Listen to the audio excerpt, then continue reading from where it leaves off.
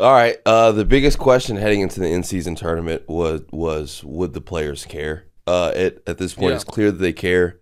They're grinding hard to get the advantages of the point differential. So if the tourney is here to stay and the Lakers win the first ever one, which would be more important to LeBron's legacy, the in-season tournament win or the Mickey Mouse ring? Okay, you didn't even want to read that question. I wanted to say the bubble. This is I know you didn't. This is where despite us doing 197 shows, the producers and I have a fundamental disagreement on what creates the best content. They are convinced that trying to irritate me with nonsense is great content. I am less convinced of that. So they are trying to have me rehash an old, stupid Twitter take of essentially the LeBron really, if you break it down, has got no rings. I forgot even the reason people discredit the first crazy argument. One. But the second one is like Ray Allen. The third one is Kyrie. The fourth one, they put a Mickey Mouse head. They're like, really? What do you want? I don't even know. There's a way they discredit the first ring. I don't even remember what the way they do it is. But no, here's what I will say. I think the in-season tournament has been a fabulous success. People were like, it's going to be dumb. No one's going to care. The players care. And as we know, in this league, if the players care, people buy in. And I don't know if this was done naturally or if Adam Silver called in a favor to LeBron and Steph specifically, but LeBron and Steph both, from the very beginning, bought in publicly, talked about it, and Steph, someone asked Steph, nobody understands it. And Steph was like, well, what's there not to understand? It's very simple. Take you 30 seconds, read it, and get it. The fact that the stars bought in, and now, if we can throw that bracket back up, here is, and Doc Rivers talked about this on Simmons' podcast, here is what is going to be fascinating. And I am excited to see. Do the coaches of these teams, now that we are in single elimination, go to a playoff rotation? Do they risk Doc Rivers talked about this, right?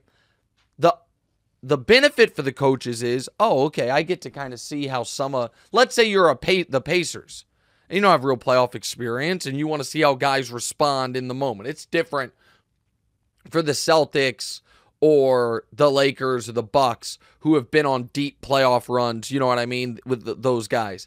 How our guys respond to these moments. That's a benefit. The potential downside is, regular season game, you're going to play 10, 11 guys. Postseason elimination game, you're going to play 7. Is there a downstream effect if all of a sudden a key piece of your regular season rotation gets put on ice in these in-season tournament games? Because if that happens in the postseason and a guy's pissed, you don't really care. You're like, well, the season's ending. If you have a bad attitude, you know what I mean? We can move on from you after the year. We're trying to win. But if, I'll use the Lakers, for instance, even though he had a great game last night.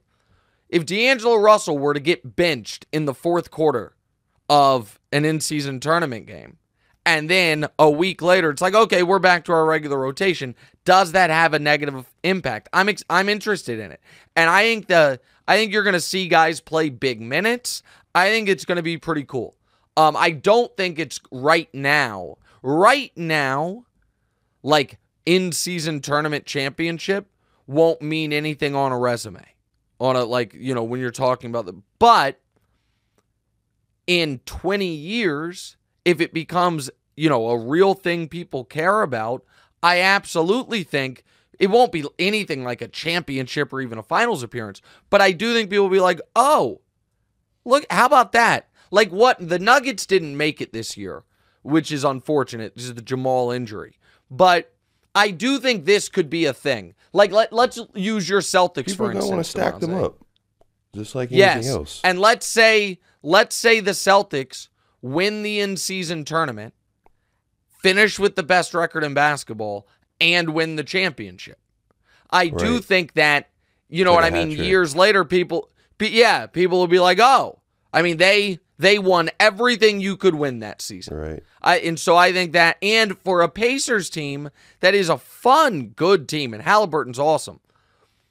I don't believe they can win the title this year, but they can win this tournament. And I do wonder if that is like a foundation, just like I thought the Kings last year making the playoffs, going to 7 with the Warriors was an important foundational moment.